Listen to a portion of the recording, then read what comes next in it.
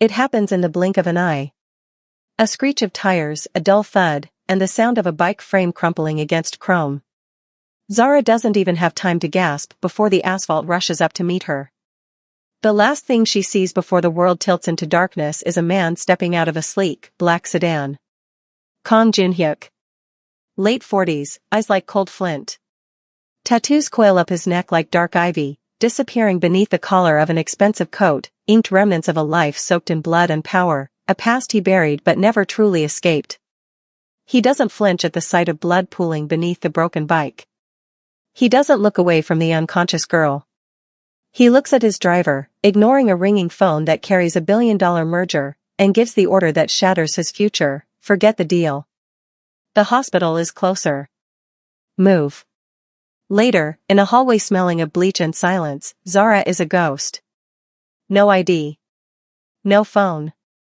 Just an 18-year-old girl who spent her life fixing her own problems and asking for nothing. Kang is not the kind of man who stops for strangers. He built an empire on silence and survived because he knew exactly when to walk away. His tattoos are older than most of his regrets, marks of a man who was supposed to be clean by morning. He tells himself to leave. He tells himself he's done his part. But then, a nurse hands him a small plastic bag of Zara's belongings. Inside, resting against a torn jacket, is a glowing gold locket. It catches the harsh fluorescent light, and Kang's heart stops. He recognizes the engraving. He recognizes the weight. He remembers buying it 19 years ago in a small shop tucked into a rainy street. He remembers the way Danielle laughed when he fastened it around her neck, the way she said it was too beautiful, too precious for someone like her. He remembers the night she vanished without a word. Jin-hyuk's fingers tremble as he opens the locket. Inside are 2 tiny photographs. One is Danielle, young, smiling, her eyes full of a warmth he hasn't seen in anyone since. The other photograph steals the air from his lungs. It is him. Younger. Softer. Standing beside her in a moment he barely remembers but will never forget again. For a long moment, the memory and the present collide in silence. Then understanding hits him, not like a thought, but like an impact, sudden and brutal, knocking the breath from his chest. The girl in that ICU room. The stranger he carried through the rain. The life he almost drove past without looking back. She isn't a stranger. She is his daughter. And for the first time in years, Kang Jin-hyuk feels something far more dangerous than fear or anger. He feels the past reaching for him. And this time, there is no walking away. Don't skip the next minute, because the secret Danielle was hiding is about to put a target on Zara's back. Like this video and comment revealed if you want to see what happens when the Mafia's enemies find out she exists. Before we continue, I'm curious, where in the world are you listening from right now? Tell me in the comments your country. I love seeing how far these stories travel. Your support keeps the story alive. Let's begin. The city of Seoul had a way of swallowing people whole, its neon veins pulsing with an indifference that only the truly lonely or the truly powerful could appreciate. For Zara Cole, the city was a series of concrete obstacles and steep hills, a labyrinth she navigated every day on a bicycle that had seen better years but never a better mechanic. The bike was an old, heavy-framed thing, painted a faded blue that matched the twilight sky just before the stars tried to compete with the skyscrapers. She had spent the better part of her afternoon tucked away in a small alleyway, her fingers stained with the dark, oily blood of a slipped chain and a stubborn derailleur. She didn't mind the grease. In fact, she wore it like a badge of honor. It was proof that she didn't need anyone to rescue her. At 18, Zara had learned that waiting for help was just a slower way of failing. She lived by a simple rhythm: fix what's broken, keep moving, and never look back long enough for the shadows to catch up. Her mother, Danielle, had taught her that, though the why behind it had always been buried in a shallow grave of secrets. As Zara pedaled toward the intersection that night, the air felt thick, heavy with the promise of a downpour that hadn't quite decided to fall. The humidity clung to her skin, and she could feel the vibration of the city through the handlebars. She was careful, she was always careful, checking her blind spots and keeping her pace steady. She wasn't looking for trouble, and she certainly wasn't looking for a miracle. She just wanted to get home, wash the grease from under her fingernails, and tell her mother that the bike was finally running silent again. But the universe has a cruel sense of timing, and sometimes, the silence you work so hard to achieve is shattered by the scream of tires on wet asphalt. A few blocks away, tucked into the plush, climate-controlled silence of a black sedan, Kang Jun-hyuk was having a very different kind of evening. To the world at large, he was a ghost, a myth carved out of steel and silence. To the men who worked under him, he was the quiet authority, a man whose neck tattoos, rising from his collar like inked warnings of a violent past, were the only things louder than his voice. He sat in the back seat, his face illuminated by the cold blue light of a tablet. On the screen was a merger, a massive, billion-dollar deal that would transition his family's interests from the dark corners of the underworld into the gleaming boardrooms of the corporate elite. It was supposed to be his clean break.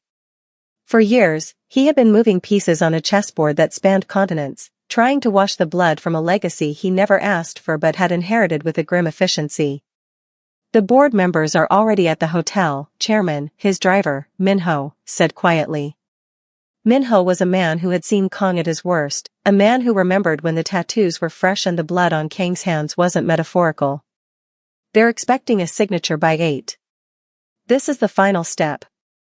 After tonight, the old ties are severed. Kang didn't look up. He watched the rain begin to streak across the window, distorting the neon lights of the city into long, jagged smears of color. Nothing is ever truly severed, Minho, he replied, his voice a low vibration that seemed to settle in the very frame of the car. We just learned to hide the scars under more expensive suits. He was looking for redemption, or perhaps just a way to stop looking over his shoulder. He was 48 years old, and he was tired. He had spent his life building a fortress of power, only to realize that a fortress is just a fancy name for a cage. He was thinking of a woman he had lost 19 years ago, a woman whose name he hadn't spoken aloud in nearly 2 decades but whose memory was the only thing that kept him human in the dark. Danielle. She had been his light, and when she vanished, she took the sun with her. He told himself this deal was for her, a way to make the world she had lived in just a little less dangerous, even if she wasn't there to see it. The accident didn't happen with a roar, it happened with a dull, sickening thud that vibrated through the floorboards of the heavy car. One moment, Kang was lost in the ghost of a memory, and the next, the world tilted. The screech of tires followed, a late, desperate attempt to defy physics. Minho slammed on the brakes, the seatbelt biting into Kang's shoulder as the car skidded on the damp pavement.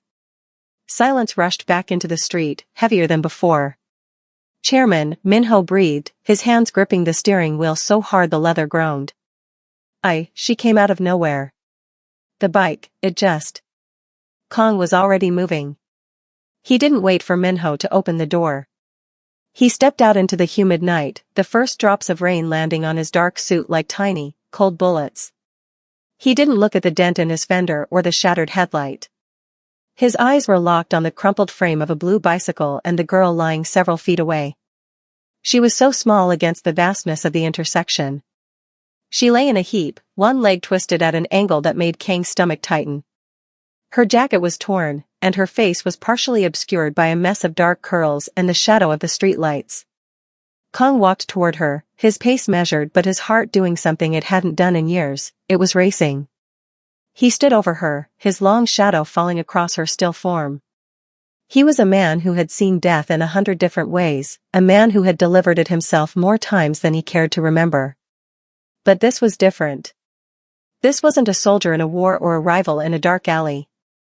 This was a girl who looked like she belonged to the daylight, now broken on the altar of his transition to a clean life. Chairman, the police, we should call, Minho started, stepping out of the car, his phone already in his hand. No, Kang said. The word was a blade, cutting through the air. He knelt beside the girl, his knees hitting the wet asphalt. He didn't care about the suit. He didn't care about the grease that was now smearing onto his palms as he gently brushed a lock of hair from her forehead. He saw a bandage on her temple, an old one, from some previous mishap, and a smear of bike grease on her cheek. She looked independent. She looked like a fighter. Even unconscious, there was a stubborn set to her jaw that felt hauntingly familiar. Chairman, the merger, Minho pressed, his voice tight with panic.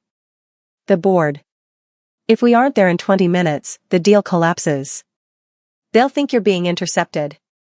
The old families will see it as a sign of weakness. We have to move. Let the driver of the trailing car handle this. We have to go. Kang Junhyuk looked at the girl.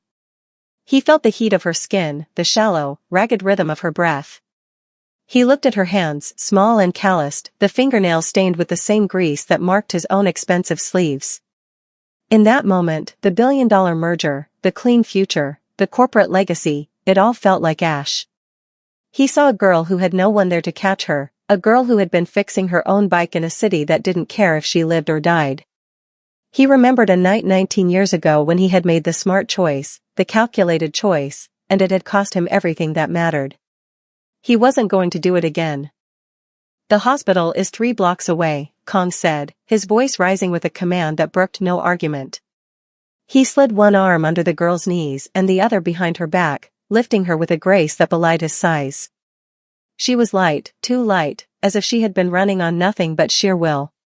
Chairman, you can't be serious, Minho stammered, following him as Kang carried her toward the back door of the sedan.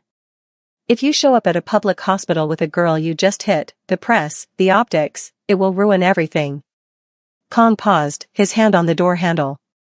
He looked back at Minho, and for a second, the quiet authority returned, a cold, predatory light in his eyes that made the driver flinch. I spent 20 years building an empire so I wouldn't have to care about optics, Minho. If the deal collapses because I chose a life over a signature, then it wasn't a deal worth having. He settled the girl into the leather seat, her head resting against his chest. He could feel the faint beat of her heart, a fragile, ticking clock. He didn't know her name. He didn't know where she came from. But as he sat there in the back of the car, the rain finally beginning to pour in earnest, he felt a strange, terrifying sense of purpose. Go, Kang ordered. And Minho? Yes, Chairman? Drive like the devil is chasing us. Because if she doesn't wake up, he will be. The car roared to life, the tires spinning for a second before catching and propelling them forward. Behind them, the blue bicycle lay abandoned in the middle of the road, its front wheel spinning slowly in the wind, a lonely sentinel for a life that had just been split in two. Inside the car, the cold blue light of the tablet still glowed, notifications for missed calls and urgent messages from board members piling up like digital debris. Kang Junhyuk didn't look at them. He looked at the girl. He watched the way the streetlights flashed across her face, rhythmic and hypnotic. He reached out, his hand hovering over hers, before he finally pulled back. He wasn't a man who offered comfort, he was a man who offered protection.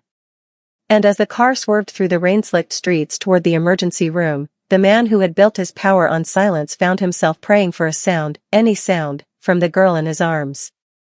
They reached the hospital in record time, the black car skidding to a halt at the ambulance bay. Kang didn't wait for the orderlies. He carried her in himself, his tattoos visible as his jacket fell open, his presence commanding the immediate attention of the triage nurses. She was in an accident, Kang told the head nurse, his voice steady despite the adrenaline coursing through him. Head trauma, possible internal injuries. Her name? I don't know her name. Just save her. Everything else, the bills, the specialists, it's handled. Do you understand? Everything. The nurse nodded, taken aback by the intensity of the man standing before her. She looked like she wanted to ask questions, to demand a police report, but one look at Kang's face told her that those questions would have to wait. They moved her onto a gurney, and as the wheels clattered against the linoleum floor, Kang felt a sudden, sharp void in his arms. He stood in the center of the intake area, his suit soaked, his hands stained with rain and grease. Minho stood by the sliding glass doors, his phone still vibrating in his pocket. The deal is dead, Chairman, Minho said, his voice soft, almost mourning. The deadline passed 5 minutes ago. The executive board has left the hotel. Kang Junhyuk didn't respond. He didn't even turn around. He was watching the doors where they had taken the girl. He was a man who had just lost $1 billion, a man who had just jeopardized 2 decades of work. But for the first time in 19 years, he didn't feel like a ghost. He felt like he had finally stopped running. He walked over to the small desk where a nurse was sorting through the meager belongings they had taken from the girl's pockets before moving her to imaging. There wasn't much. A few coins, a tattered bus pass, and a small, clear plastic bag containing a single item that had fallen from her neck when they moved her. The nurse looked up at him. "Sir, you can't be back here." "I'm leaving," Kong said, his eyes fixed on the plastic bag. I want to make sure she has her things." The nurse sighed, her expression softening. "It's just this. No ID, no phone. She's a Jane Doe for now." Kong looked at the bag. Inside was a gold locket, its surface scratched but its presence unmistakable.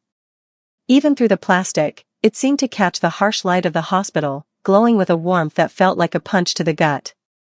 Kong Junhyuk's world tilted. He knew that locket. He knew the weight of it.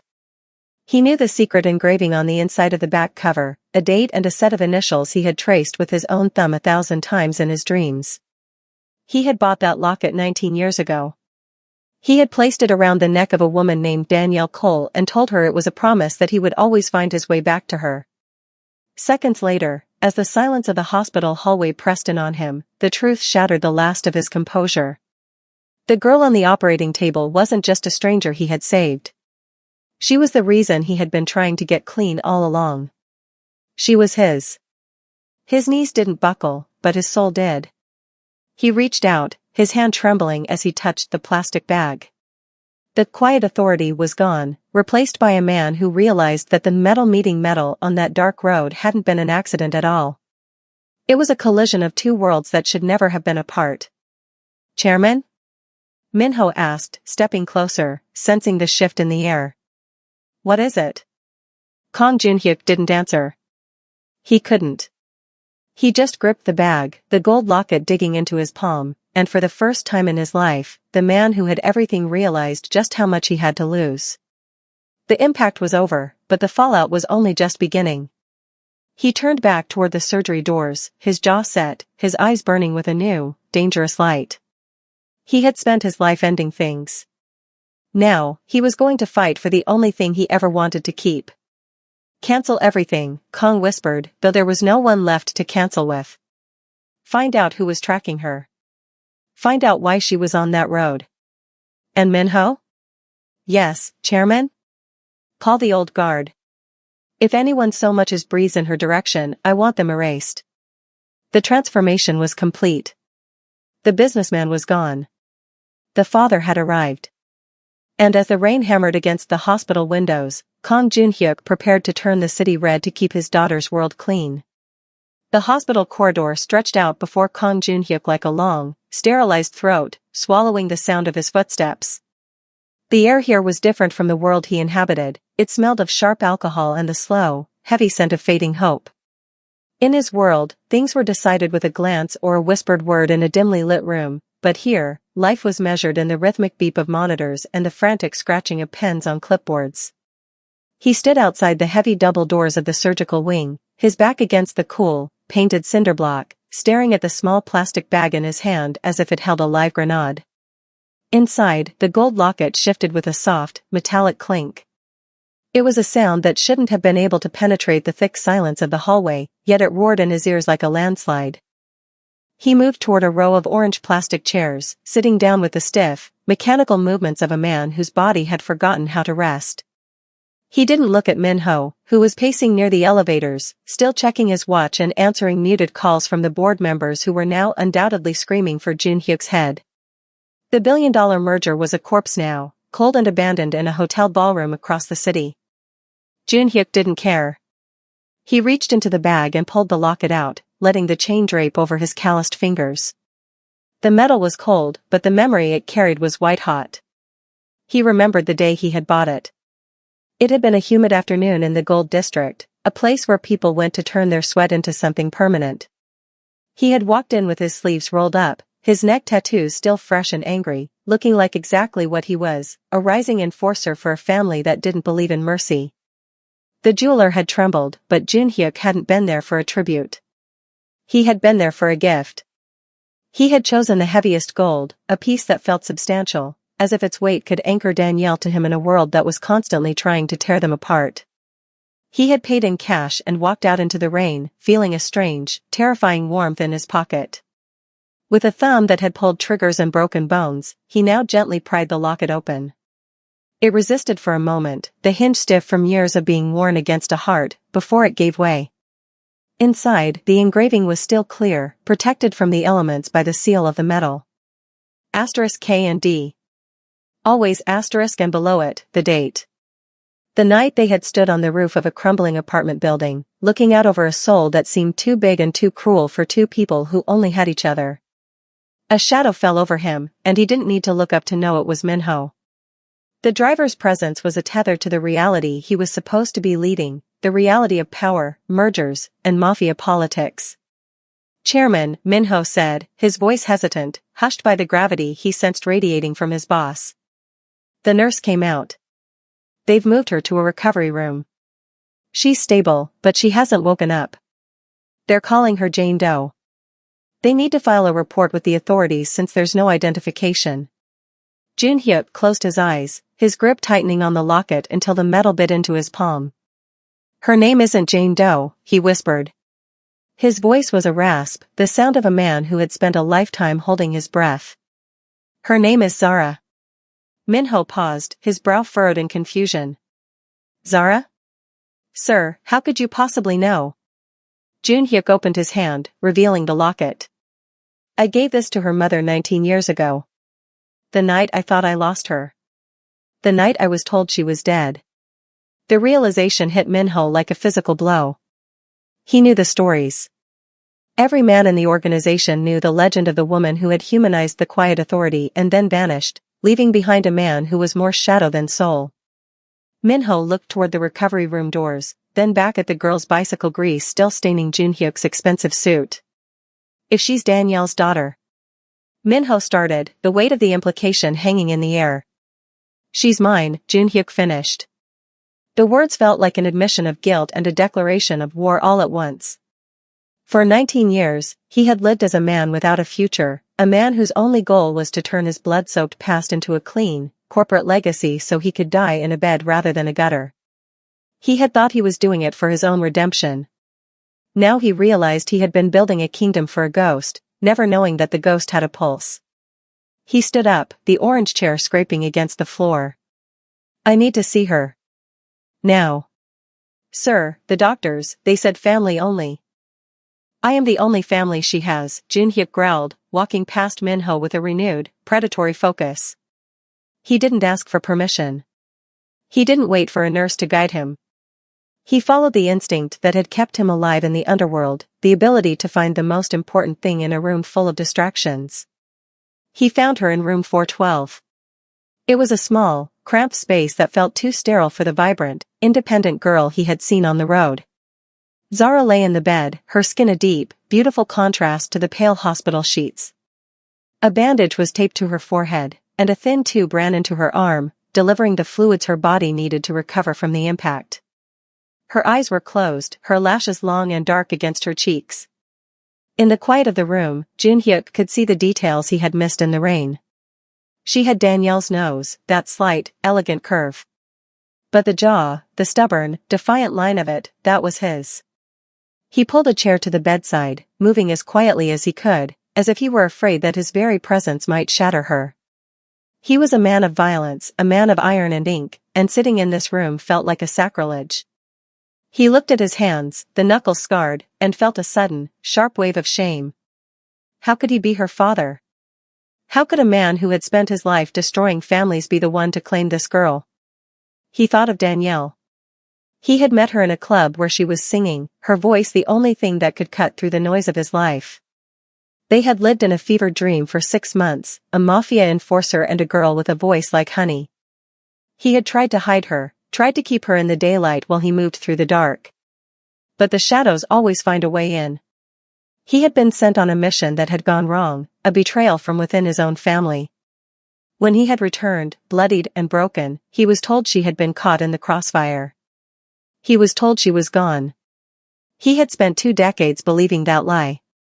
He had buried his grief under a mountain of power, becoming the man everyone feared because he had nothing left to lose. And all that time, she had been out there. She had been raising his daughter in the very city he ruled, hiding in plain sight. "I'm sorry," he whispered to the sleeping girl. The words felt small and inadequate, lost in the hum of the air conditioner. "I'm so sorry I wasn't there to fix the bike." He reached out, his hand hovering over hers. He wanted to touch her, to feel the heat of her skin and convince himself that she was real, but he was afraid. He was afraid that if he touched her, she would wake up and see the tattoos on his neck, see the monster that had hit her with his car, and know exactly who he was. He was a man who lived in the dark, and she was a girl of the daylight. The collision on the road was a metaphor for their entire existence. A soft knock at the door broke his trance. It was the nurse, carrying a clipboard. She looked at Jun Hyuk, her expression a mix of professional caution and genuine curiosity. "The patient is Zara," she corrected herself, seeing the way Jun Hyuk's eyes never left the girl. "Her vitals are strong. The concussion is mild, but she has some deep bruising. She should wake up within the hour. We've processed the insurance information you provided. It's quite extensive, sir." "She is to have the best of everything," Jun Hyuk said without looking back. "I want a private guard at the door. Not hospital security. My own." The nurse hesitated. "Sir, this is a hospital, not a fortress." Jun Hyuk finally turned his head, his cold, flinty gaze locking onto hers. "In this city, they are often the same thing. My daughter is staying here until she is ready to leave. No one enters this room without my permission. No one." The nurse nodded quickly, intimidated by the sheer gravity of his voice, and scurried out. Jun Hyuk turned back to Zara. The word daughter still felt strange in his mouth, like a new language he was trying to learn. It carried a weight that no merger or business deal could ever match. He leaned forward, resting his elbows on his knees. He began to talk to her, his voice a low, melodic vibration. He didn't know if she could hear him, but he needed to say the words. He told her about the locket. He told her about the night he bought it, and the woman he had given it to. He told her about the city she lived in, the one he had built and broken and was now trying to fix. He told her that he was a man of many regrets, but that finding her on that road was the only thing in his life that felt like it wasn't a mistake. "You're like her," he said, his voice softening. "Independent. Careful. You fix your own problems. I saw your bike, Zara. You did a good job on the chain. But you shouldn't have to do it alone anymore. Not anymore." He thought of Danielle again. Where was she? Why had she fled? The locket proved she had kept the memory of him alive, yet she had kept Zara hidden. Was she afraid of him? Or was she afraid of the world he represented? He knew the answer before he even finished the thought. He was the most dangerous man in Seoul. Any connection to him was a death sentence.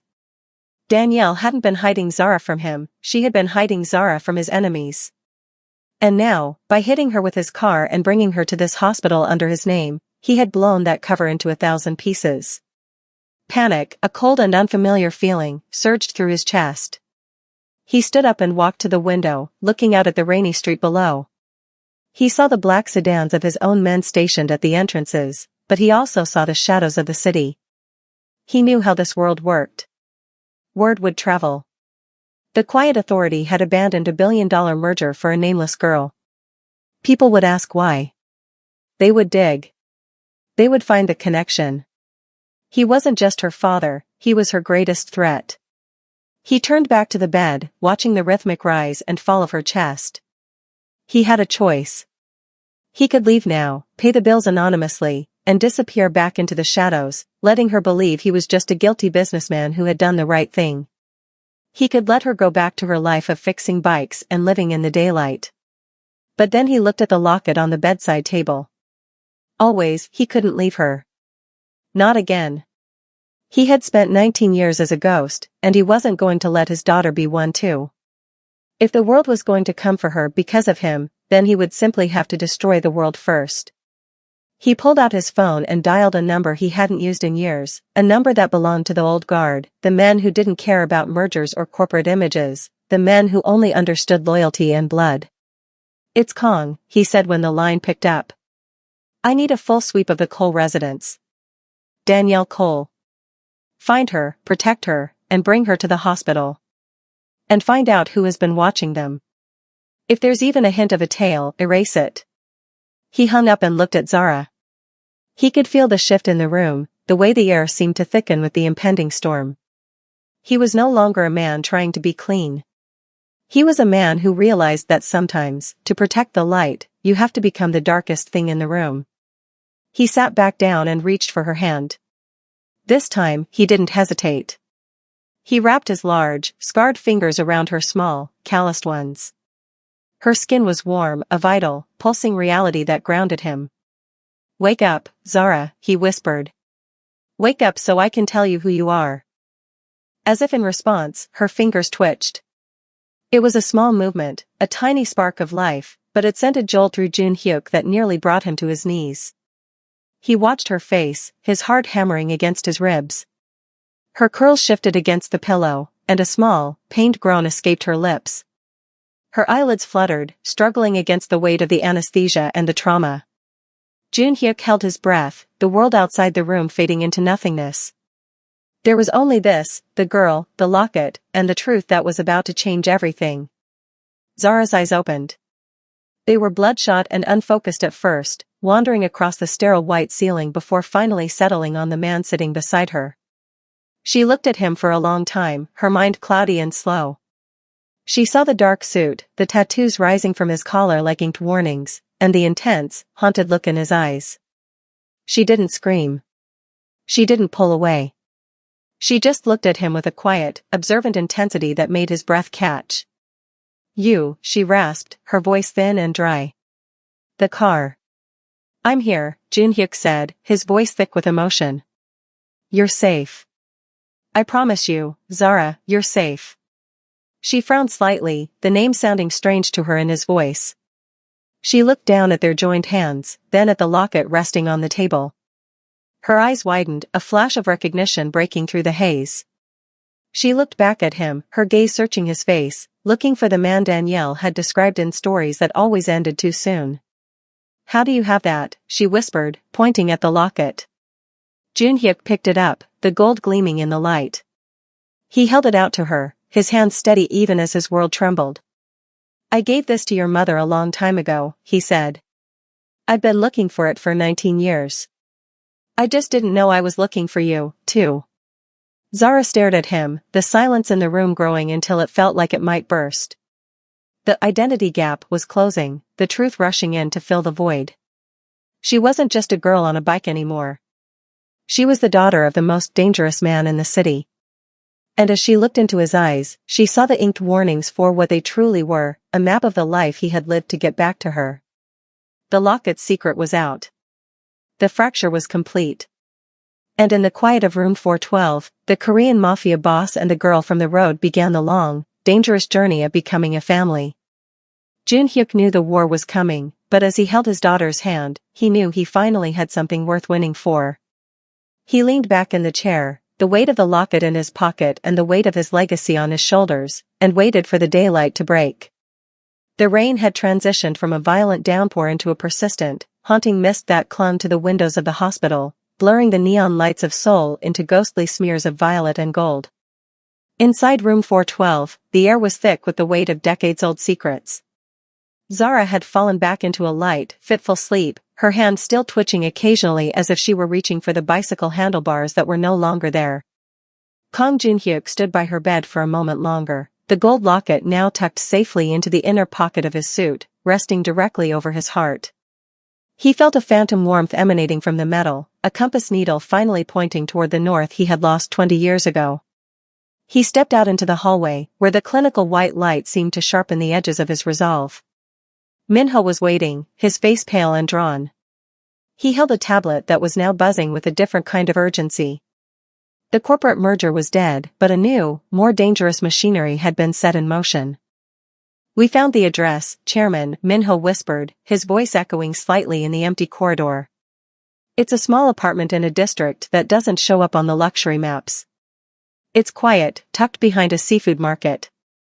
No security cameras, no high-profile neighbors. Just the kind of place where a ghost would go to stay dead. Junhyuk didn't hesitate. Stay here. Double the guard. If Zara wakes up and asks for me, tell her I've gone to bring her mother home. The drive to the outskirts of the city was silent. Junhyuk watched the landscape change from the gleaming glass towers of his corporate ambition to the weathered, crowded brick buildings of a neighborhood that lived on the margins. This was the world Danielle had chosen, a world of anonymity and survival, a world where the name Kang Junhyuk carried no weight because no one dared to speak it. They pulled up to a narrow building draped in a tangle of power lines and rusted fire escapes. The scent of salt and old wood hung heavy in the air. Junhyuk stepped out of the car, his expensive leather shoes clicking against the uneven pavement. He looked up at a third-story window where a single, dim yellow light was burning. He could feel his pulse in his throat, a rhythmic pounding that felt like a countdown. For 19 years, he had lived with the absolute certainty that Danielle Cole was a memory. Now, every step up the narrow, creaking staircase felt like he was walking through time itself. He reached the door of apartment 3B. It was a simple wooden door, the paint peeling at the edges, a small plastic chime hanging from the handle. He raised his hand to knock, but his fingers hovered an inch from the wood. What do you say to the woman you loved when you spent 2 decades believing she was ash? How do you explain that your own shadow was the reason she had to hide? He knocked. 3 soft, deliberate raps. A moment of silence followed, then the muffled sound of footsteps. A lock turned, then another. The door opened just a few inches, held by a safety chain. A woman's face appeared in the gap, partially obscured by the shadow of the hallway. She looked tired, her eyes searching the gloom with a practiced suspicion. But when her gaze landed on the man standing in front of her, on the dark suit, the calm eyes, and the tattoos rising from his collar, the air seemed to leave the room. Junhyuk? The name was a broken whisper, a sound she hadn't permitted herself to make for nearly 20 years. Danielle, he said. His voice was thick, anchored by a grief that was suddenly, miraculously, transforming into something else. The chain rattled as she fumbled with it, her hands shaking so violently she nearly dropped the latch. When the door finally swung wide, Junhyuk saw her fully. She had aged, the fine lines around her eyes telling the story of a life lived in the trenches of worry, but she was still the woman from the roof. She was still the honey-voiced singer who had made a Mafia enforcer believe in the sun. She didn't move toward him, and neither did he. They stood in the threshold of her small, humble living room, a space filled with the scent of lavender and old books, and the undeniable presence of Zara's life, a discarded jacket on a chair, a sketch of a bicycle gear on the table. You're alive, she breathed, her hand covering her mouth. They showed me the news, the explosion at the docks. They said there was nothing left. I was supposed to be dead, Junhyuk said, stepping into the room as she moved back, her legs hitting the edge of a small sofa. And I was told the same about you. I was told the fire at the club took everyone. I spent 19 years building a fortress to hide the fact that I was already empty inside. Danielle sank onto the sofa, her face pale. I saw you on the news sometimes over the years. A new CEO, a clean businessman. But I knew the ink on your skin. I knew that the world you lived in never lets go. I couldn't come back, Junhyuk. I wanted to, every single day, I wanted to run to you. But I had her. Zara, he said, the name sounding like a prayer. Danielle looked up, her eyes widening in a sudden, sharp panic. How do you know her name? Why are you here, Junhyuk? If you found us, then they can find us. You shouldn't have come. I didn't find you through a ledger or an informant, Danielle, he said, sitting on the edge of a wooden chair opposite her. He reached into his pocket and pulled out the locket, holding it out in the palm of his hand. The gold shimmered in the dim lamplight. She was in an accident. My car hit her bike. I carried her to the hospital myself, not knowing who she was until this fell out of her pocket. Danielle gasped, her hands flying to her throat where the chain used to rest. Is she okay? Tell me she's okay. She's stable. She's sleeping. I have my best men at her door, he assured her. He watched the relief wash over her, followed immediately by a crushing weight of guilt. Why didn't you tell me, Danielle? Why did you let me believe I was alone? The silence that followed was heavy with the ghosts of the past. Danielle looked around her small apartment, at the life she had scraped together from nothing. Look at this place, Junhyuk. It's quiet. It's safe. Zara grew up without ever knowing the sound of a gunshot or the smell of a warehouse fire. She grew up believing her father was a good man who died young, a man who worked with his hands and loved her mother. I gave her a life in the daylight. She stood up, pacing the small rug, her voice rising with a desperate edge. If I had told you, she would have become a pawn. Your rivals would have used her to get to you. Your own family would have seen her as a weakness or a future threat. I saw what that world did to you, Junhyuk. I saw the way you looked when you came home with blood on your cuffs. I loved you, I never stopped loving you, but I couldn't let your shadow fall on her. I chose her over us. I had to keep her out of the shadows. Junhyuk looked down at his hands, at the scars and the ink. He thought of the billion-dollar merger he had just walked away from. He thought of the clean life he had been trying to manufacture. I've been trying to leave it behind, Danielle. Everything I've done for the last decade was to make the world safe enough that I wouldn't have to be a monster anymore. You can't wash away the ink, Junhyuk, she said softly, sitting back down and finally reaching out to touch his hand. Her skin was warm, a familiar comfort that made his chest ache. The shadows don't care about mergers or boardrooms. They only care about blood. I know, he said, his grip tightening on hers. And that's why I'm here. By hitting her on that road, I've already brought the shadows to her door. My name is on her hospital chart. My men are in the lobby. The secret you kept for 18 years is gone. Danielle's eyes filled with tears, a single drop tracing a path down her cheek. Then she's in danger because of me. Because I kept that locket. I should have thrown it away. I should have buried it. No, Junhyuk said firmly. She's in danger because of who I am. But she's safe because of who I'm going to become for her. I spent my life destroying things to build power. Now, I'm going to use that power to end the ghosts once and for all. I'm not going to let you hide anymore, Danielle. And I'm not going to let her be a ghost. He stood up, pulling her with him. The reunion wasn't the cinematic explosion of joy he might have dreamed of in his darkest hours. It was a somber, heavy realization of time lost and a war gained. But as Danielle leaned her head against his chest, her breath hitching as she finally allowed herself to lean on someone else, Junhyuk felt the last of the quiet authority melt away. He was a father. He was a partner. Come with me, he whispered into her hair. She's going to wake up soon. She needs to see both of us. She needs to know that the daylight isn't a lie. Danielle looked at the small apartment one last time, the sanctuary she had built with fear and love. She realized that the time for hiding was over. The shadow of the Korean Mafia boss had finally caught up to them, but for the first time, she saw that the shadow was also a shield. Okay, she said, her voice regaining a hint of the song he remembered. Take us home, Junhyuk. As they walked down the creaking stairs and out into the misty night, the black sedan was waiting, its engine humming like a beast in the dark.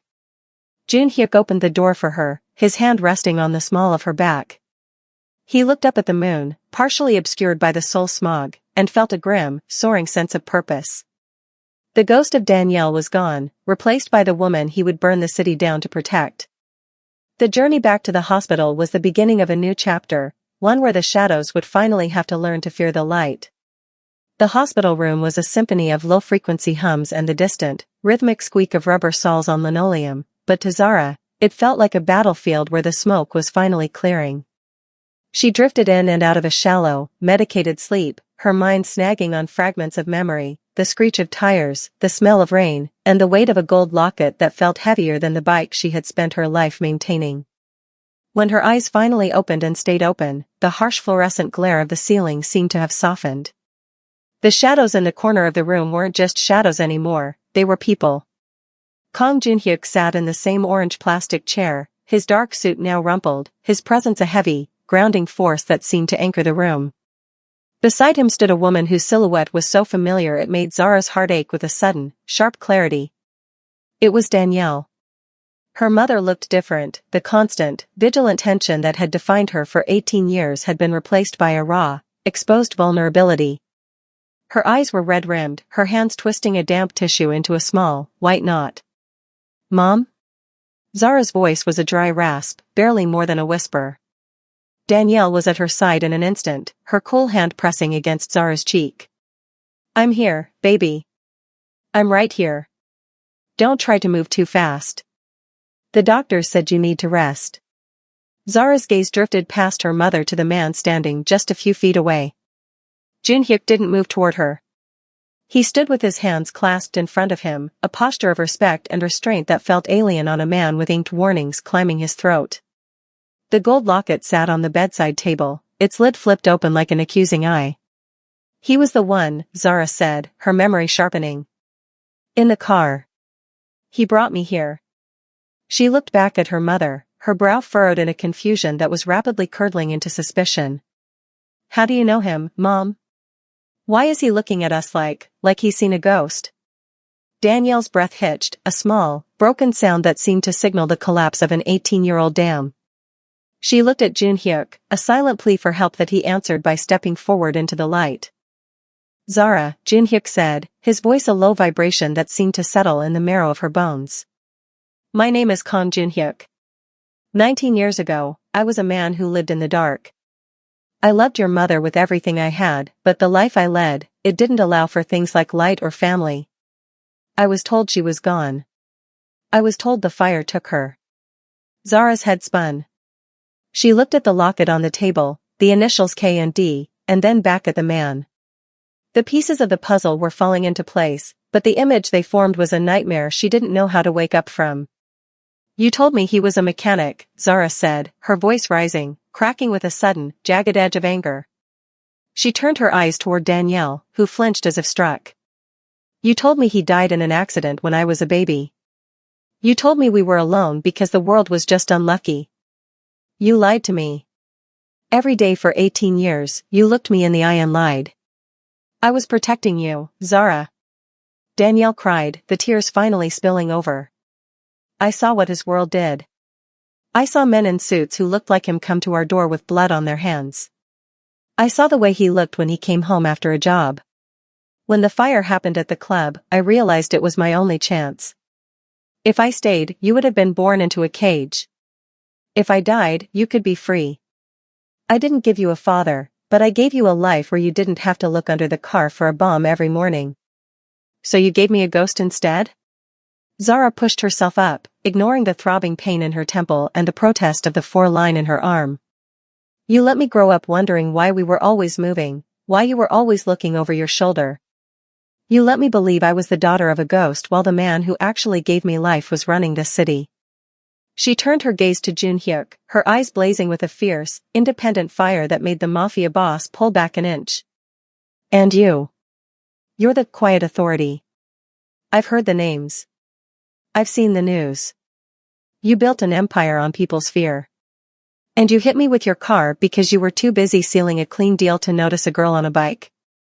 Junhyuk bowed his head, a gesture of profound humility that would have shocked his board of directors. "I have no excuses, Zara. I spent 19 years as a dead man walking because I thought the best part of me had perished in that fire. I tried to make the world clean for a memory. I didn't know I had a daughter to fight for. If I had known you were out there, I would have burned the city to the ground to find you. That's exactly the problem." Zara shouted, her voice echoing in the sterile room. "You talk about burning things and inked warnings and power. I don't want an empire. I don't want a mafia boss for a father. I wanted the mechanic you told me about, Mom. I wanted the life that wasn't a lie." The fracture was complete. The three of them stood in the small hospital room, a triad of broken truths and shattered identities. To Zara, her mother was no longer the simple, hard-working woman who stayed in the kitchen, she was a fugitive who had stolen half of Zara's history. And the man before her wasn't a savior, he was a catalyst for a chaos she wasn't sure she could survive. Danielle reached out to touch Zara's hand, but Zara pulled away, her movements sharp and pained. "Don't. Not right now. Zara, please," Danielle whispered. "He's trying to change. He's closing it all down. He did it for us. He did it for a memory, Zara corrected, her voice turning cold and distant. He didn't do it for me. He didn't even know I existed until he ran me over. Junhyuk stepped closer, his shadow falling over the bed. He reached into his pocket and pulled out a small, leather-bound notebook, the one he had carried since the day he took over the family. He placed it on the table next to the locket. In there are the names of everyone who ever looked for you, Junhyuk said quietly. In there are the records of every deal I've made to ensure that when I finally stepped into the light, there would be no one left to follow me. I didn't know your name, Zara. But everything I built was an altar to the woman who gave you life. You are the only clean thing I have ever touched. Zara looked at the notebook, then at the locket, and finally at her father's face. She saw the inked warnings on his neck and realized they weren't just marks of violence, they were scars of a man who had been at war with himself for 2 decades. The life we had is over, isn't it? Zara asked, her voice small, the anger replaced by a crushing realization. We can't go back to the apartment. We can't go back to the bike. Danielle shook her head, her face buried in her hands. The moment he brought you here, the secret was out. The shadows know you now, Zara. Junhyuk's jaw set, the Mafia boss returning to the surface, but this time, he was a protector. The shadows know you, he agreed, his voice a low, dangerous promise. But they also know me. And they know that I will destroy anything that moves toward you. Zara sank back into the pillows, the weight of her new identity pressing down on her chest. She was no longer just Zara Cole, the girl who fixed her own bike. She was the daughter of Kang Junhyuk. She was a target. She was a legacy. She looked at her mother, then at the father she was told was dead, and realized that her life had indeed split in two. The fracture was deep, jagged, and permanent. Get out, Zara said softly, her eyes closing. Both of you. I need to think. I need to figure out who I am when the lie is gone. Danielle began to protest, but Junhyuk placed a hand on her shoulder, shaking his head. He understood the need for a quiet mind. He had spent 19 years in one. We'll be right outside, Junhyuk said. I've stationed guards at every entrance. You're safe, Zara. For the first time in your life, you are truly safe. As the door clicked shut behind them, Zara opened her eyes and looked at the gold locket. It was a beautiful thing, glowing in the dark, but it felt like a shackle. She reached out and touched the initials K and D, her fingers tracing the metal. She didn't know if she could ever forgive her mother, and she didn't know if she could ever love the man who had hit her with his car. But as the rain continued to hammer against the window, she knew one thing for certain, the daylight was coming, and she was going to have to learn how to walk in it, even if her father's shadow followed her every step of the way. The fluorescent hum of the hospital had become a physical weight, a persistent vibration that Zara felt in the marrow of her bones until she couldn't breathe. Every time the heavy door to her room creaked, she expected a new lie to walk in, or perhaps a ghost from the shadows her mother had spent 18 years describing. She waited until the deep, velvet hours of the night, when the shifts changed and the hallway guards, the men with the sharp suits and cold eyes, were at their most rhythmic and predictable. She didn't need a bicycle to be fast. She moved with the quiet efficiency of someone who had spent her life navigating the margins, slipping out of the side exit and into the cool, damp air of the Seoul night. She didn't go home. Home was a crime scene of broken trust, a place where the scent of her mother's lavender now smelled like wood smoke and deception. Instead, Zara walked until her lungs burned and the bandage on her temple throbbed in time with her heartbeat. She sought the only place that had ever belonged to her, the abandoned concrete span of the Mapo Bridge's lower maintenance walkway. It was a place of rusted iron and the constant, low-frequency roar of the river below. Here, the city's neon lights were distant and distorted, and the air smelled of wet stone and oil. It was a place for things that were broken but still standing. Zara climbed the rusted ladder and sat on the edge of the girder, her legs dangling over the dark, churning water of the Han River. She squeezed the gold locket in her palm until the metal edges left a jagged imprint on her skin. She felt fractured, split between the girl who fixed her own bike and the daughter of a man who could command the city to stop. She didn't hear him approach. Kang Junhyuk didn't move like a man of his size, he moved like the shadows he inhabited. He didn't call out to her, nor did he rush to pull her away from the edge. He simply stepped onto the walkway, his expensive leather shoes silent on the metal, and stood 10 feet away. He had discarded his suit jacket, his white shirt sleeves rolled up to reveal the full extent of the tattoos on his forearms, dragons and waves that seemed to move in the dim light. I used to come to places like this when I was your age, Junhyuk said, his voice barely rising above the roar of the water. When the world felt too loud, or when I had done something that made me want to jump into the dark just to see if the river was cleaner than I was. Zara didn't look back. How did you find me? I made sure to take the back alleys. I didn't think your guards were that good. They aren't, he admitted, stepping closer but keeping a respectful distance. But I know how you think, Zara. You don't run toward people when you're hurt. You run toward the things you can understand. You run toward the steel and the grease. You run toward the things that don't lie. Zara finally turned her head, her eyes red-rimmed but fierce. Everything is a lie. My name, my father, the reason we moved every 6 months. My mother told me you were a mechanic. She told me you were a good man. I was never a good man, Junhyuk said, his voice devoid of self-pity. It was a cold statement of fact. But I wanted to be. For her. And now, for you. I didn't know you existed, Zara. If I had, I would have walked away from the dark 20 years ago. I would have let them take everything I had just to hold you once. But you didn't walk away, she countered, gesturing toward the city skyline that glowed like a crown of thorns behind him. You built this. You're the quiet authority. You're the reason people are afraid to walk in the daylight. And now, because of you, I have to be afraid too. My mother said the shadows know me now. Is that true? Am I just a target now? Junhyuk walked to the edge and leaned against the railing, looking out at the water. The moonlight caught the silver in his hair and the deep, haunted lines around his eyes. The shadows know you, he said quietly. But they only know you because they are looking at me. They think you are my weakness. They think you are a vulnerability they can use to stop the merger, to stop the transition, to keep me in the dirt where they think I belong. He turned to face her, and for the first time, Zara saw the man beneath the legend. He looked tired. He looked like a man who had spent 19 years building a fortress only to realize he had built it on top of a grave. I made a choice tonight, Zara. In that hospital room, when I saw you open your eyes, I realized that the clean deal I was chasing, the mergers, the boardrooms, the polished suits, it was all just another lie. I was trying to paint over the rust without fixing the frame. I was trying to keep the power while shedding the guilt. He stepped toward her, reaching into his pocket and pulling out a heavy, silver-encased signet ring, the symbol of his family's underworld authority. Without a word, he tossed it over the edge. It disappeared into the dark Han River with a tiny, insignificant splash. What are you doing? Zara whispered.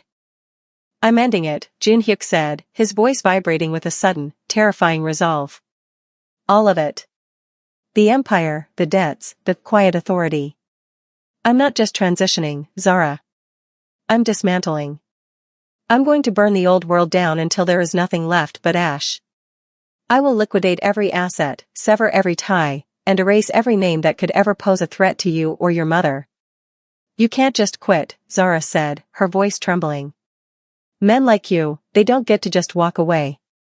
They'll come for you. Let them come, Junhyuk replied, a dark, predatory smile touching his lips. They've spent 20 years fearing me because I had nothing to lose. Now they will fear me because I have everything to protect. I am going to make it clean, Zara.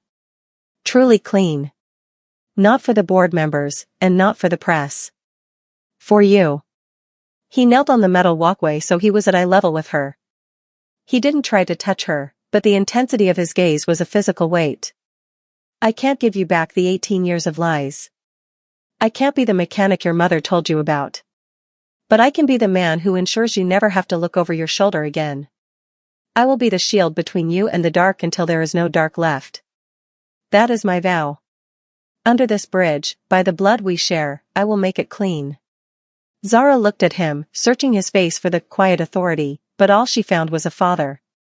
The anger that had been fueling her for the last few hours began to ebb, replaced by a hollow, aching exhaustion. She looked at the locket in her hand, then at the man who had hit her with his car and then offered her the world. "You're going to lose everything," she said softly. "I lost everything 19 years ago," he reminded her. "Everything I've done since then has been a rehearsal. Tonight is the real performance. I don't want the empire, Zara. I want to sit at a cafe with your mother and watch you ride your bike without wondering if the car behind you is a threat. I want to learn how to rest." Zara wiped a stray tear from her cheek, the salt stinging the small cut near her eye. She didn't forgive him, not yet, and she didn't know if she ever would.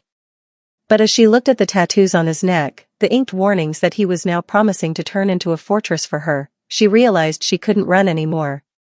"If you do this," Zara said, her voice steadying, "if you burn it all down, what happens to us?"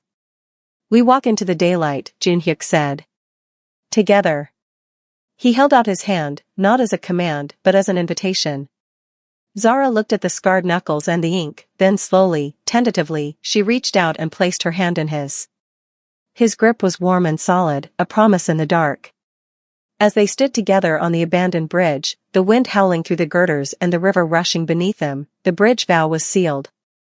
Kang Junhyuk, the man who had built a city on silence, had finally spoken the only truth that mattered.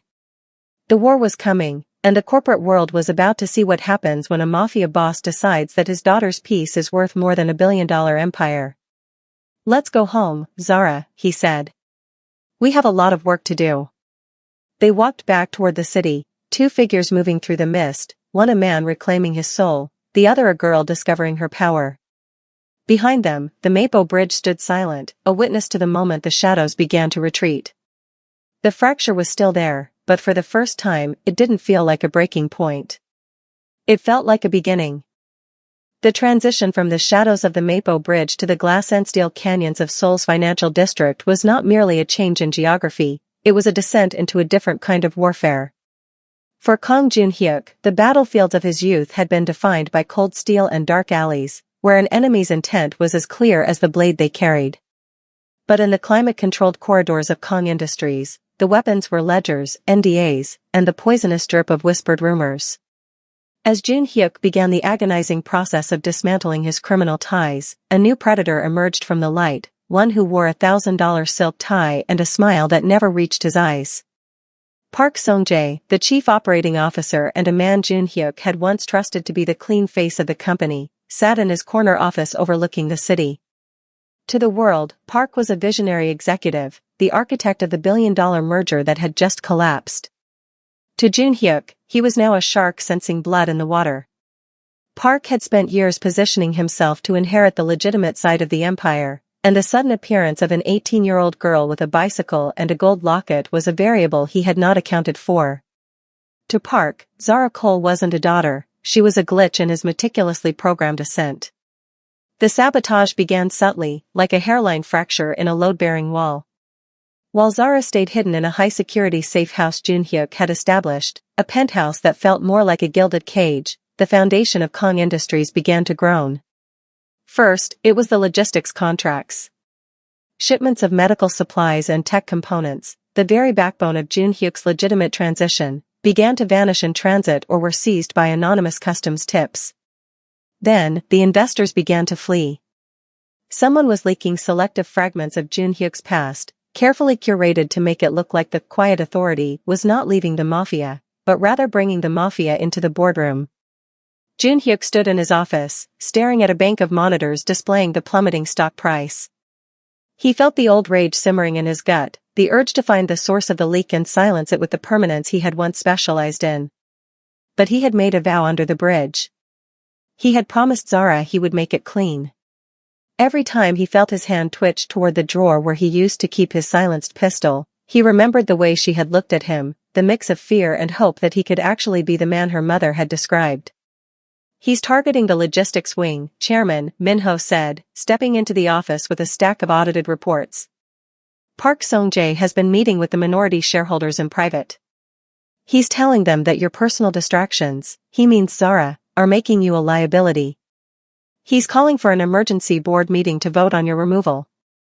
Junhyuk turned slowly, his eyes cold.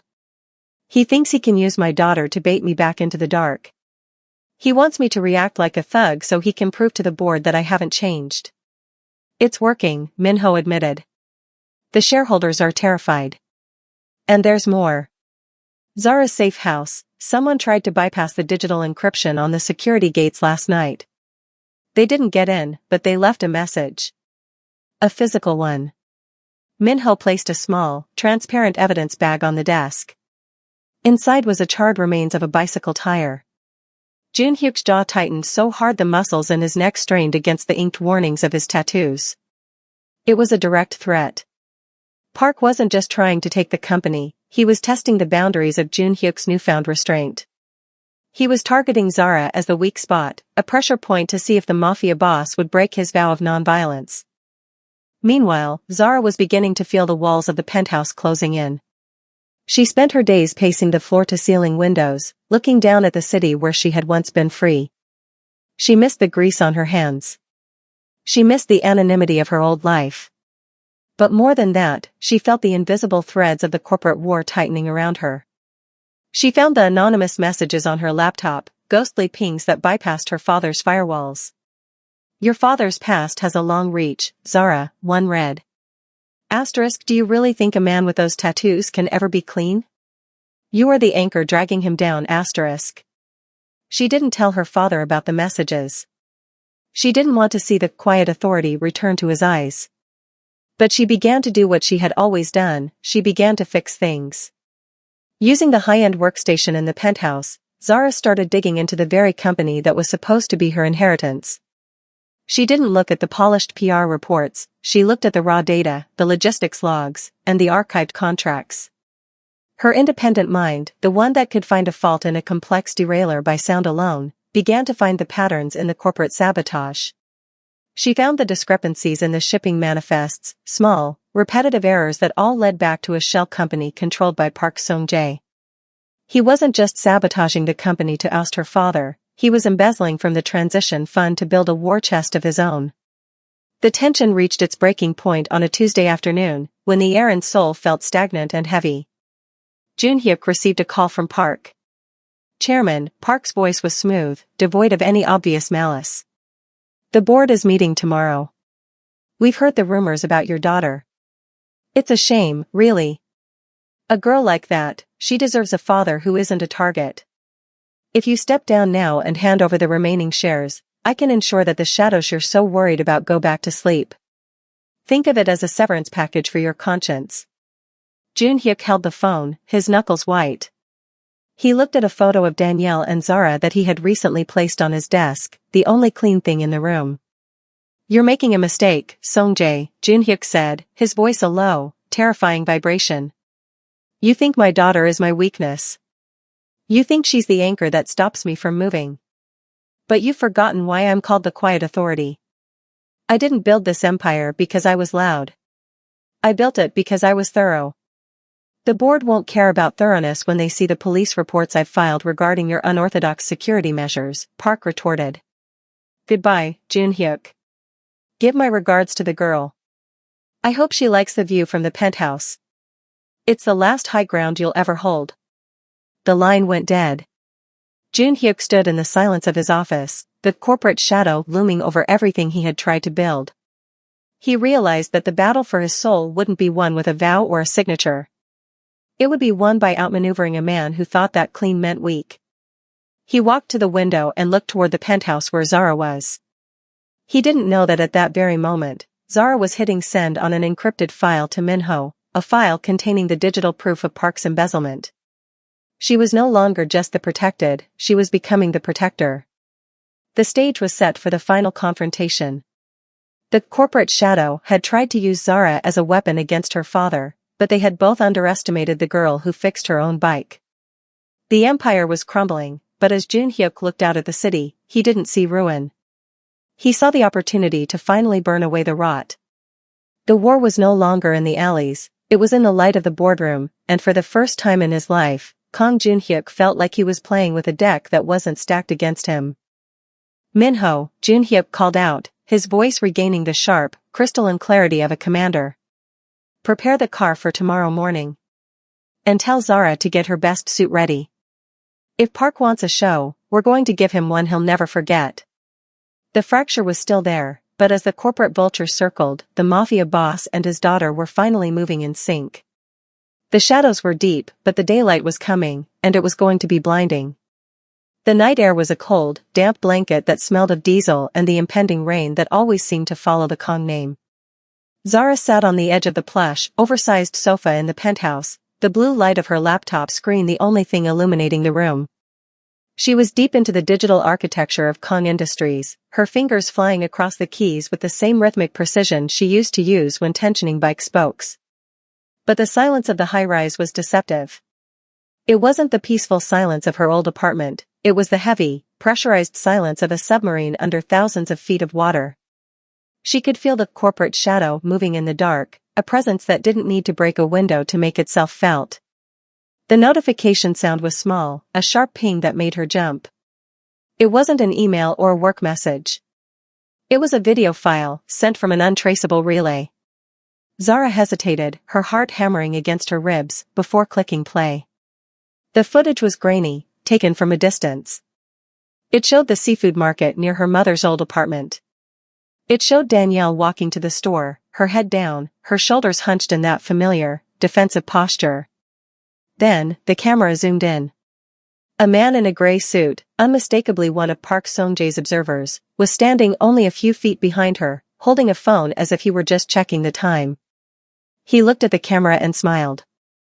The screen went black, replaced by a single line of text, **: restraint is a luxury your father cannot afford. But you? You're just a girl who doesn't know how to stay in the light**. Zara closed the laptop, her breath coming in shallow, jagged gasps. She looked at the door, where two of her father's guards stood like statues. They were supposed to be her shield, but she realized then that they were also a beacon.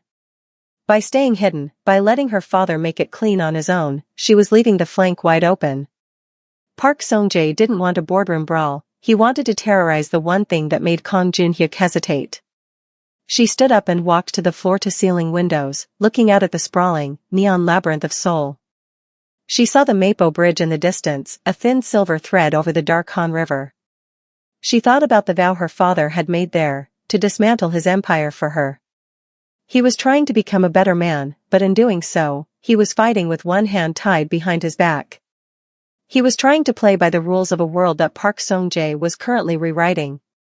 I can't just wait for the light, Zara whispered to the glass. She realized that her mother's strategy, 18 years of running, of changing names, of hiding in the shadows, had only worked as long as they were nobodies. Now, they were the center of a gravity well. If she kept running, she would only lead the shadows to more people she loved. She thought about her bike, abandoned on that rainy road. When a chain slips, you don't just keep pedaling and hope it catches, you get your hands greasy. You align the gears. You force the machine to work. A soft sound at the balcony door made her spin around. It was a scratch, rhythmic and deliberate. Zara approached the glass, her hand reaching for a heavy glass award on the side table, the only weapon she had. Outside, on the narrow ledge of the penthouse, stood a figure in a dark hoodie.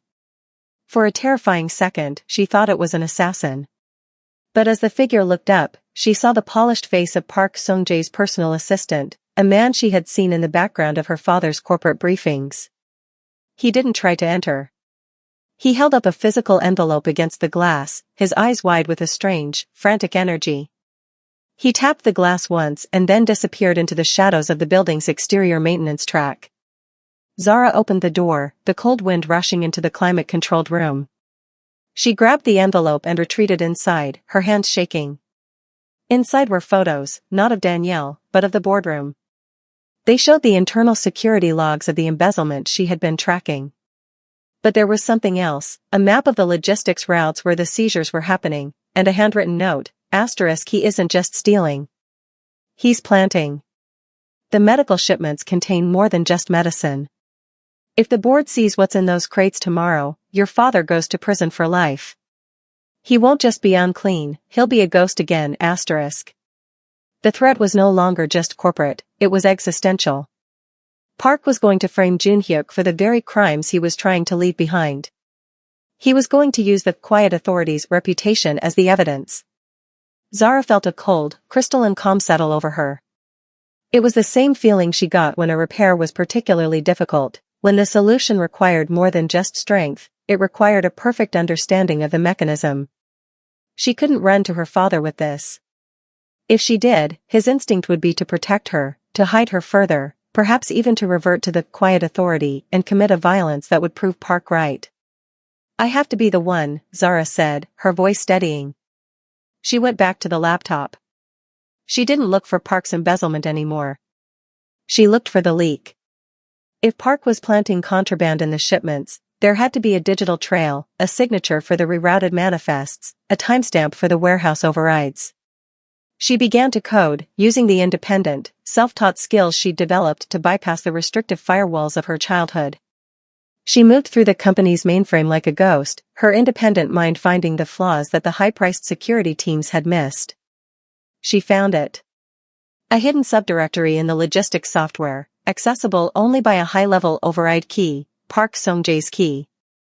It was all there, the schedules, the contents of the ghost crates, and the names of the corrupt customs officials Park was paying off. But as she began to download the files, the screen flickered.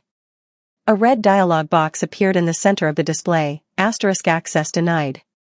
Security Protocol 9 initiated *. No, Zara hissed, her fingers flying.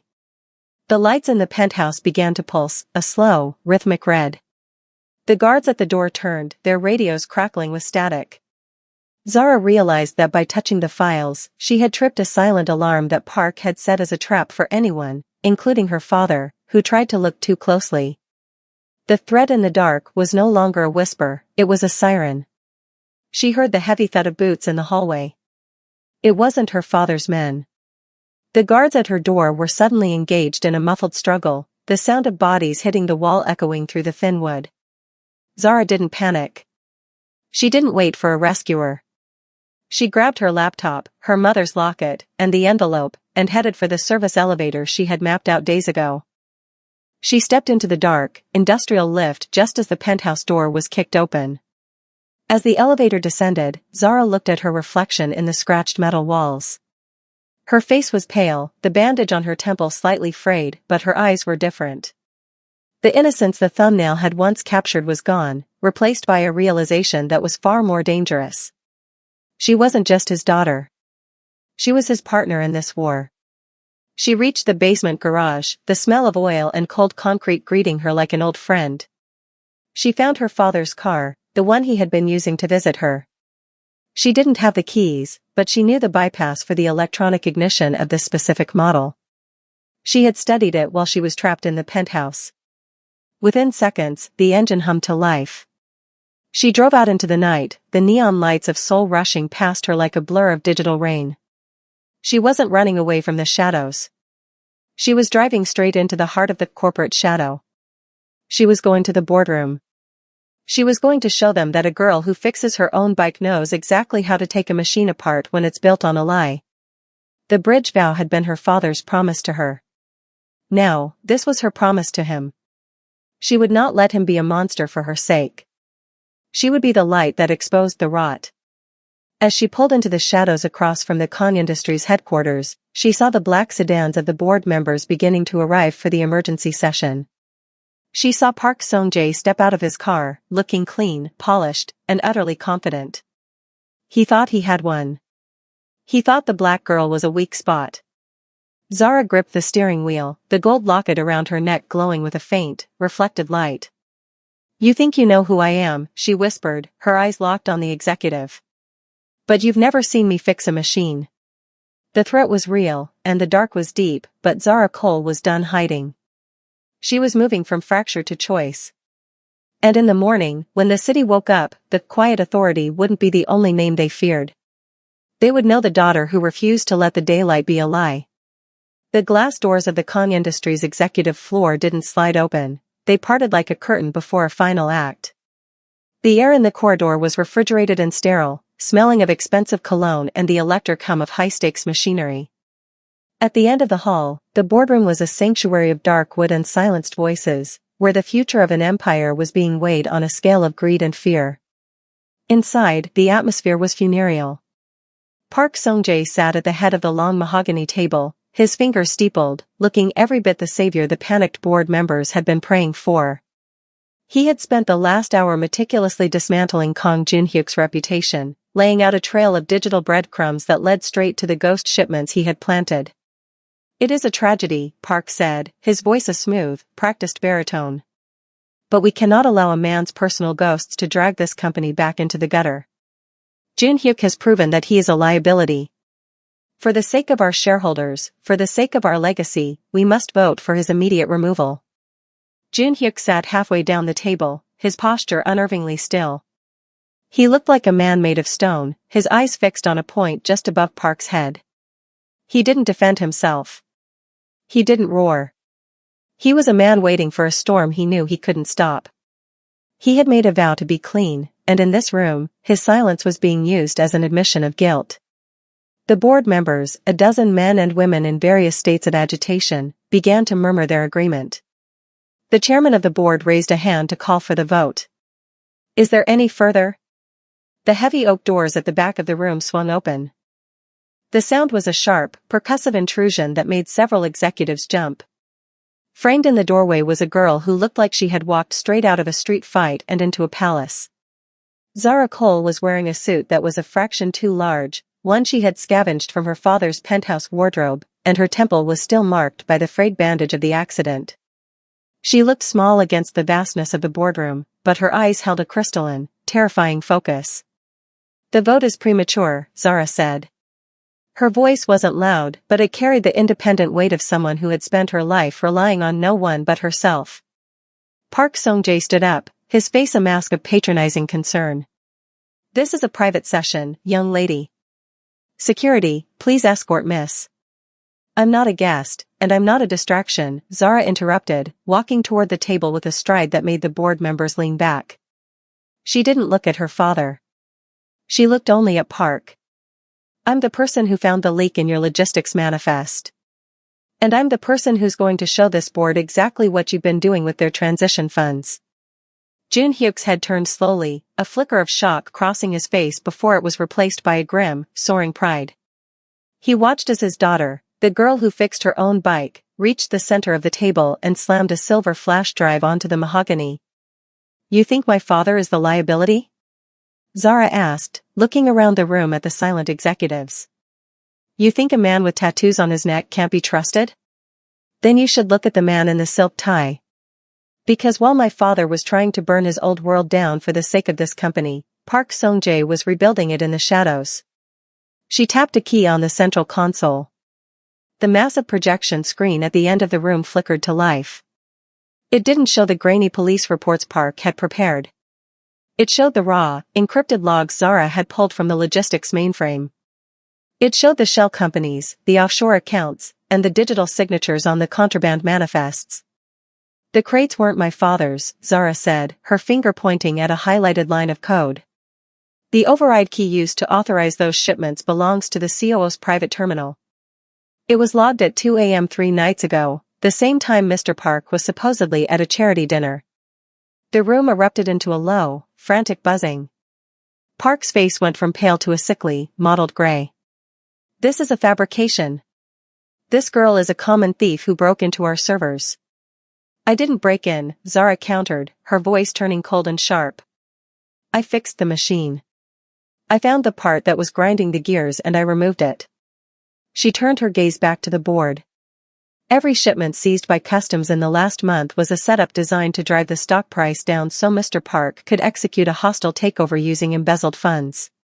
He wasn't saving the company. He was harvesting it. The evidence was undeniable.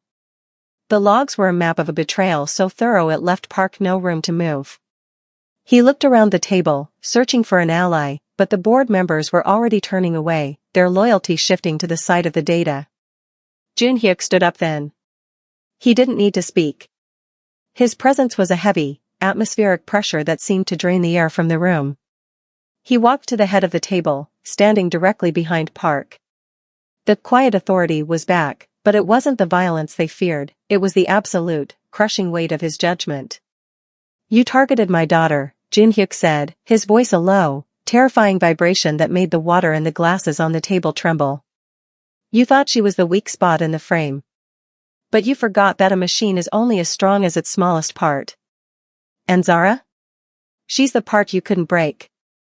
Park Sung-jae looked at Zara, his eyes filled with a sudden, desperate hatred. You think you're ready for this? You think you're not like him? Zara didn't flinch. She stood her ground, her hand resting on the table near the gold locket she had placed there. I'm exactly like him where it counts, she said. I don't leave things broken. The chairman of the board cleared his throat, the sound like a gavel.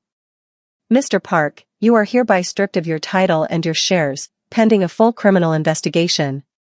Security will escort you to the lobby, where the authorities are already waiting. The silence that followed Park's exit was absolute. The board members looked at Jun-hyuk, then at Zara. They saw the inked warnings on the father and the fierce, independent fire in the daughter. They realized that the clean transition they had been promised wasn't going to be led by a man trying to hide his past. It was going to be led by a family that had survived it. The chair is empty, the board chairwoman said, looking at Zara with a sharp-eyed respect. And we are a company that has just realized it has been lying to itself for far too long. Jun-hyuk looked at the empty seat at the head of the table, then he looked at Zara. He didn't take the seat himself. Instead, he pulled it out for her. It was a silent, profound gesture, a passing of the torch that made the bridge vow feel real. I'm dismantling the old world, Zara, Jun-hyuk said softly so only she could hear. But someone has to lead the new one. Someone who knows how to keep the daylight honest. Zara looked at the chair, then at the 12 people waiting for her to speak. She thought about the seafood market, the bike grease, and the mother who had run for 18 years. She realized she couldn't run anymore. She had to stay. She had to fight. She had to be the choice for the future. She sat down. The weight of the seat was immense, but for the first time since the accident, Zara Cole felt like her life wasn't split in two. She was the daughter of a mafia boss, and she was the architect of a new legacy. She was Zara, and she was the clean future. Let's begin, Zara said, her voice steady and undeniable. We have a lot of things to fix. The boardroom coup was complete. The executive was gone, the shadows were retreating, and the girl from the road had finally found where she belonged. Jun-hyuk stood behind her, his hand resting briefly on her shoulder, a shield that was no longer needed, but a father's pride that would never fade. The daylight had finally broken through, and it was blindingly, beautifully clean. Thank you so much for walking this journey with Zara and Kang Jun-hyuk today. This story is about second chances and the power of truth, and we are so grateful to have you as part of our community. Before you go, we'd love to know, where in the world are you watching from? Drop your city or country in the comments if you haven't already. And if this story moved you, please hit that like button and subscribe to join us for the next chapter of the legacy.